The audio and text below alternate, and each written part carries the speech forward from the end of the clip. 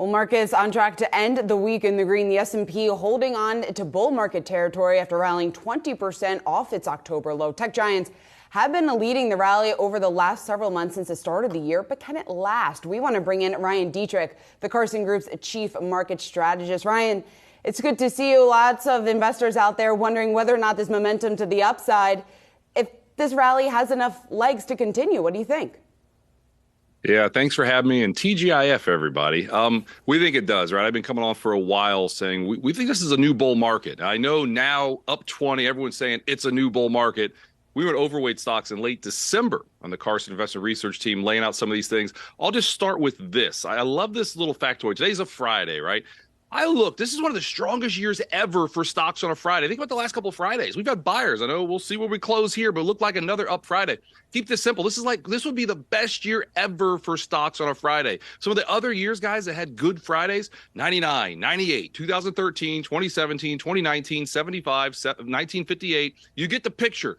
Good bull markets have strength on a Friday because people are willing to hold over the weekend. That's wildly different to what we've seen, obviously, last year in bear markets. So that's one thing that says, you know what, this bull market very well could continue because people are buying on a Friday. And how much of that, well, it's a very optimistic view here, but how much of that enthusiasm that you have is really contingent on the Fed pausing? Mm-hmm. Not a lot of it, honestly. I mean, since the Fed started hiking 500 basis points since I think it was March 16th, I believe, last year is the first Fed rate hike. Might have been the 14th. Close enough for government work. The stocks are up. Okay, now I know we had a bear market, and I know we've bounced since then. We think we're very close. Our personal opinion is the Fed indeed is done hiking. The inflation data is coming back. The supply chain's opening up. We don't think they need to hike again, but they're close. But, again, when you look at, let's say the Fed is done hiking, okay? Look at the last 10 times. 1 year later, stocks were higher, 8 of them. Only 1981 and then again in 2001, I believe is when it was, when the Fed stopped hiking and stocks were down a year later. So it's rare. Where you got to worry is when the Fed starts cutting. We don't think we're anywhere close to cuts. I think they're done. And again, the economy's strong. We did all that stuff. I mean, last week's jobs number obviously opened the door to more broad-based strength. I know a lot of people have talked about that. We've been overweight small caps for a while. We think the realization there is no recession coming this year. The realization of that makes small caps and cyclicals look really good. And the theme of the second half of this year, we think, will be more broader based strength, not just tech and communications. Ryan, we'll get to that in just a second. But going back to what you just said about the Fed, you don't think the Fed is anywhere near cutting rates before the end of the year. How much longer? What's the timeline that you see for the Fed holding rates higher where they potentially are today, or if they raise another 25 basis points next week? Yeah, I mean, we think, let's not forget it. There's some policy. Look at the guest before me. That was a really good conversation, by the way. I'm not going to be nearly as controversial as he was, but I saw he had LSU. I'm an Ohio State fan, so there's a little bit of that there. But nonetheless, we think, the Fed will probably keep things where they are the rest of this year. I mean, it is an election year coming up. Yes, things aren't perfect when you look at some of the inflation data, but the truth, again, wages are coming down. The rents have been coming down significantly. The economy is still strong. We just think they're probably going to leave things where they are for at least the remainder of this year, in our opinion. So let's talk about where the focus is in terms of your investments. The focus for markets has been tech.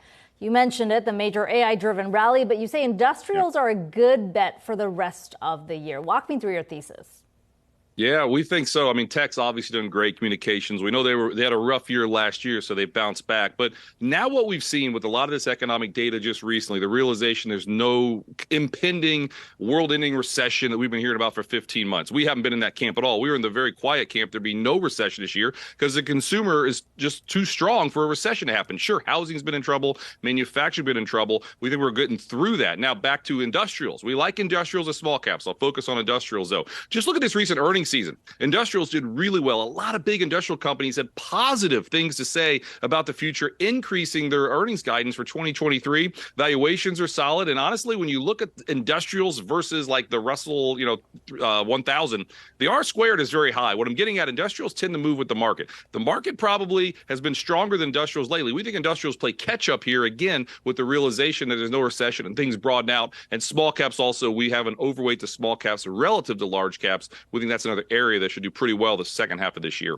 Ryan, there's been some focus on the FOMO trade, fear of missing out. That's what's luring traders, luring investors back into the market. How big of a driver do you see the FOMO-driven trade being at this point in the rally?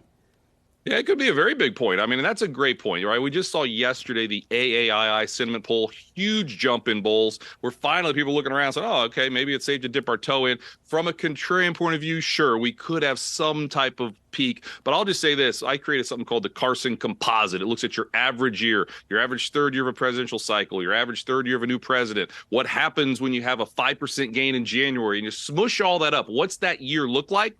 More strength in June and July with an August peak, and then that seasonal fall weakness, which we wouldn't be surprised at all. So I think my base case is still a surprise summer rally. Then people get a little too excited, and then the fall they get smacked a little bit, and that's how it works. But we're still bullish, and we'd absolutely be buying some fall time weakness for continued higher prices. Yeah, I mean, it also sounds like your argument being that things aren't going to be so concentrated as they are right now in tech. We are going to see the rally broaden out. With that said, we have heard over and over about that AI trade. Are you buying into that right now, or do you see so many other opportunities where you think that maybe AI isn't the play because things have gotten a little frothy?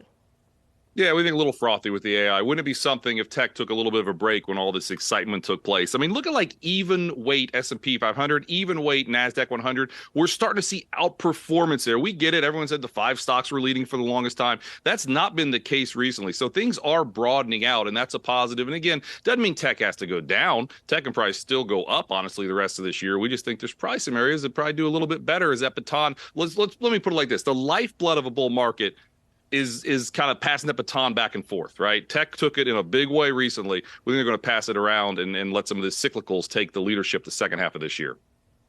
Ron Detrick, Carson Group's Chief Market Strategist. You said it, TGIF. Good to have you on tonight. Yes.